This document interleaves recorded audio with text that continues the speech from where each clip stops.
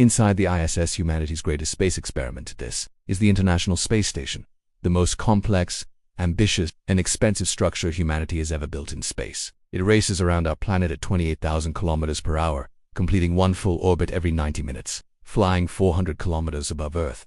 Built through the collaboration of 15 nations, including the United States, Russia, Japan, Canada, and the European Space Agency. The ISS is both a cutting-edge research facility and a fragile diplomatic outpost floating in the vacuum of space. Out here, there's no air, no water, and temperatures swing from plus 120 degrees Celsius in the sun to minus 160 degrees Celsius in the shadows.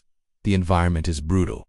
The margin for error razor thin. Every docking, every maneuver, every breath the crew takes depends on perfection. Part 1. A Day in Orbit. Let us follow Mark, a fictional astronaut inspired by real life. Spacefarers through a typical day aboard the ISS, although nothing about space is really typical. It's 6:00 a.m. on the ISS. Mark floats in a sleeping bag strapped to the wall of his dark, quiet cabin. Without air circulation, carbon dioxide would pool around his face enough to suffocate him in his sleep. The constant humming of life support systems is loud enough to resemble a steady street. He removes his earplugs. Every 45 minutes, the sun rises or sets. The filtration system recovers over 6,000 liters a year, turning it back into drinking water. That means the ISS experiences 16 sunrises and 16 sunsets every single day.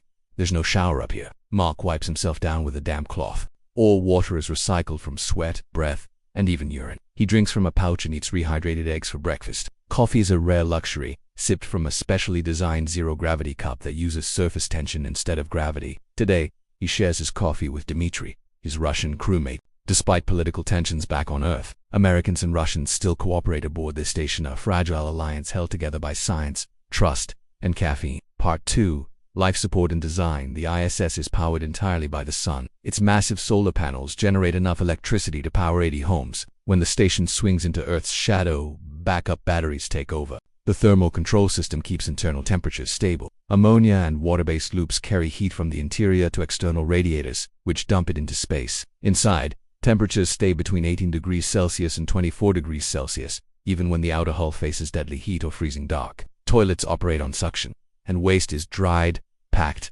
and ejected. Some of it burns up in the atmosphere like shooting stars. Yes, astronaut poop occasionally lights up Earth's sky. Laundry, there isn't any. Clothes are worn until they're dirty, then packed as waste and launched away. Space, fashion, reusable, disposable. Part 3. The Science of Survival. The ISS features 6 research labs, including contributions from Europe, Japan, and Canada. Today, Mark's job includes monitoring an experiment with 15 lab mice, injected with antibodies to study bone density loss and zero gravity. In space, without gravity, plants grow in all directions, revealing how life adapts in extreme environments. Bone loss is a major issue in space. This research helped develop Protea, a drug now used to treat osteoporosis on Earth. Another experiment involves Moussia cress, a tiny plant with a powerful role. On Earth, roots grow down. Part 4. High stakes and docking maneuvers. But today isn't normal. One of the solar panels has torn badly. 2 long rips, one nearly a meter long. These panels generate all the station's electricity, and they're still live, carrying 100 volts of raw current. The crew doesn't have the right tools or replacement parts, just duct tape wire and some makeshift braces. At the same time, a Russian module, the Historycod, is scheduled to dock. This kind of double jeopardy is rare. 2 high-stakes events in one day. Unheard of, but it's happening for real. From the Baikonur Cosmodrome in Kazakhstan, a Soyuz rocket launched the module 2 days ago. Now it's just meters away from the ISS. Mark watches from a viewport, holding his breath. 20 meters, 10, 5, contact, docking confirmed. A Fortin module connects with the station flawlessly. A victory for science and engineering precision. Part 5. The most dangerous spacewalk in ISS history. Now, it's time to fix the solar panel. Real-life astronaut Scott Parazynski and his partner Doug Wheelock once performed what many call the riskiest EVA ever attempted. Farther than any astronaut had ever ventured on the ISS today. Mark plays that role. Floating in the Quest airlock, every metal tool has been triple-wrapped in insulation to avoid electrocution. A shock from the live panel could kill instantly. The robotic Canadarm2 carries Mark toward the tier more than 15 meters away. He floats 400 kilometers above Earth, suspended over the Amazon rainforest, held only by a tether and a robotic arm. Mark starts work. Slowly, carefully. The braces go on handmade, improvised, held together with wire and duct tape. They work. The panel is stabilized. The crew breathes again. Part 6.